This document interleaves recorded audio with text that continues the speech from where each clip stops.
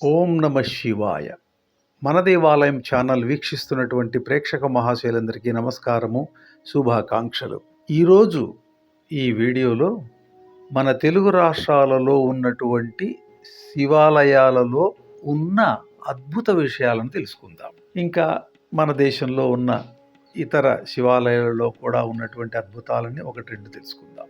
ముందుగా దీనిని మనకు అందించినటువంటి వారు ఆదిత్య నారాయణ గారు. వారికి హృదయపూర్వక కృతజ్ఞతాభివందనాలు. మహానందిలో ఉన్నటువంటి శివలింగం అడుగు నుండి వచ్చే నీటితో కొన్ని వేల ఎకరాలు పంట భూమి పండుతోంది. బయట ఉండే కోనేరులో గుండు సూది వేసినా కనబడుతుంది. ఎంత చలికాలంలో కూడా కోనేరులో నీరు గోరువెచ్చగా ఉంటుంది. ఇక ప్రకాశం జిల్లా పొన్నలూరు మండలం కందుకూరు కనిగిరి మధ్య కే అగ్రహారంలో కాశీ విశ్వేశ్వర దేవాలయం ఉంది. అందులోని శివలింగం కింద నుంచి నీరు ఊరుతూ ఉంటుంది. ఈ నీరు 14 గ్రామాలకు తాగునీరుగా వాడుతున్నారు. ఇది ఇక్కడి అద్భుతం. ఇక ఆదిలాబాద్ జిల్లాలోని శ్రీబుగ్గ రామేశ్వరాలయం. ఈ ఆలయంలో శివలింగం నుంచి నీరు ఊరుతూ ఉంటుంది.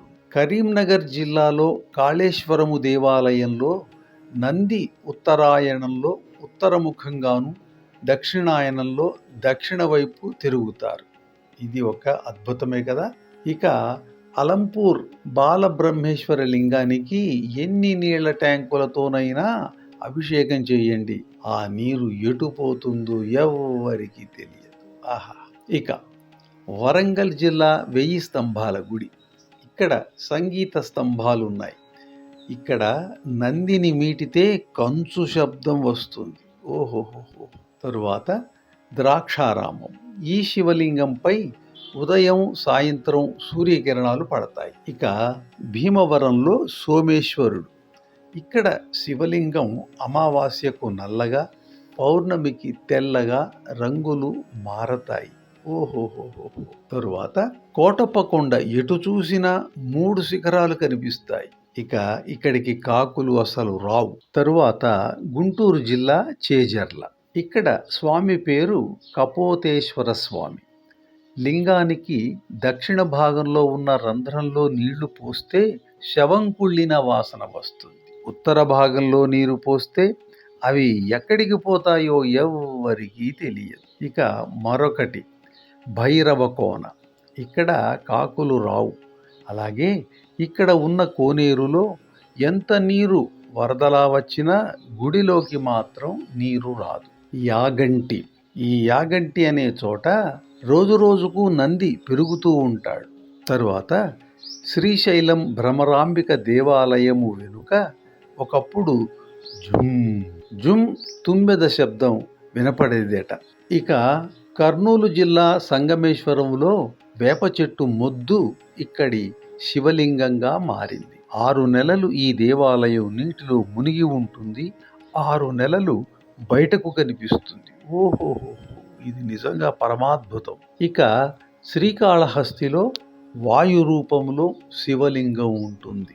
ఇది కూడా అద్భుతమే. తరువాత అమర్నాథ్. అమర్నాథ్ శ్రావణ మాసంలో ఇక్కడ స్వయంగా మంచు శివలింగం ఏర్పడుతుంది. ఇక కర్ణాటకలోని శివగంగ. ఇక్కడ శివలింగంపై నెయ్యి ఉంచితే వెన్న అవుతుంది.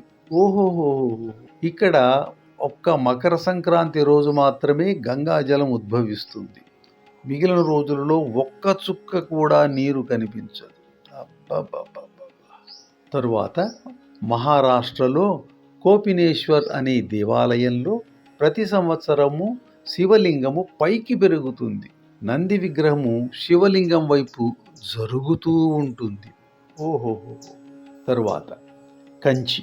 ఇక్కడ మామిడి చెట్టు వయస్సు 4000 సంవత్సరాలు. తరువాత తమిళనాడు తిరునాగేశ్వరము.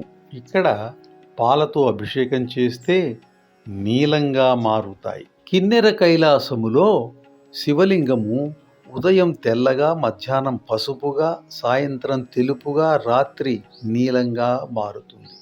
ఇన్ని శివాలయాలలో ఇన్ని రకాల అద్భుతాలు ఉన్నాయి అంటే ఇది దేనికి సంకేతం, దేనికి గుర్తు?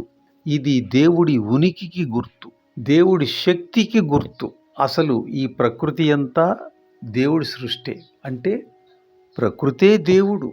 అటువంటి ప్రకృతిని ఆరాధించే సంస్కృతిని పెంపొందింపచేశారు మన పూర్వీకులు, ఋషులు, పెద్దవారు. ఆ పవిత్ర స్థలాలలో కూర్చుని వారు బోధించిన ప్రకారము మనము జపతప దానాదులు, ధర్మనిష్టలు, ఇతర కార్యకలాపాలు నిర్వహిస్తే మనకు కూడా దివ్యమైన శక్తులు లభిస్తాయి. అలా లభించబట్టే వాళ్ళంతా మహర్షులై ఎంతో శక్తిమంతులయ్యారు. ఇవన్నీ ఎందుకు ఎలా జరుగుతున్నాయి అని కొంతమంది శాస్త్రవేత్తలు బయలుదేరి ఆ విషయం తెలుసుకోవాలని ప్రయత్నించినా వారికి సంతృప్తికరమైన సమాధానం లభించలేదు. తెలుసుకోలేకపోయారు ఇవి ఎక్కడి నుంచి వస్తున్నాయి అన్నది. అంటే భగవంతుడి యొక్క సృష్టి ఎంత లోతైనది, ఎంత అర్థం కానిది. ఈ చిన్న విషయమే మనకు అర్థం కాకపోతే భగవత్ స్వరూపము, భగవత్ లీల మనకు ఎలా అర్థమవుతుంది? ఇది మామూలు మాటలో ఎంత చెప్పినా అర్థం కాదు. ఎవరికి వారు అంతర్ముఖులై తమను తాము భగవంతుడిపై దృష్టి నిలిపి ఏకాగ్రతతో ధ్యానం చేస్తారో అప్పుడు వారికి ఆ దివ్య అనుభూతి, ఈ చరాచర సృష్టికర్త, ఆయన యొక్క విధి విలాసము ఇవన్నీ కూడా గోచరమవుతాయి. అప్పుడు వాళ్ళు చెబుతారు. అలా చెప్పిన వాటిని మనం ఈనాటి వరకు ఇలా వింటూ వస్తున్నాం. కాబట్టి మనము కూడా ఈ అద్భుతాలను చూసి ఆనందిస్తూనే ఆ అద్భుతాలను సృష్టించినటువంటి పరాత్పరుని ఏకాగ్రతతో ధ్యానం చేసి ధర్మబద్ధంగా జీవించడం ద్వారా ఈ జన్మనిచ్చినటువంటి ఆ పరమేశ్వరునకు, ఆ శివునకు మన కృతజ్ఞతలు తెలియచేసుకుంటూ మనం సంతోషంగా ఉంటూ ఇతరులను కూడా సంతోషంగా ఉంచుతాం. అది మనిషి ప్రాణి కోటి జన్మకు సార్థకత. మళ్ళీ ఇలాంటి మరొక ఆసక్తికరమైన వీడియోతో కలుసుకుందాం. అంతవరకు సెలవు. స్వస్తి.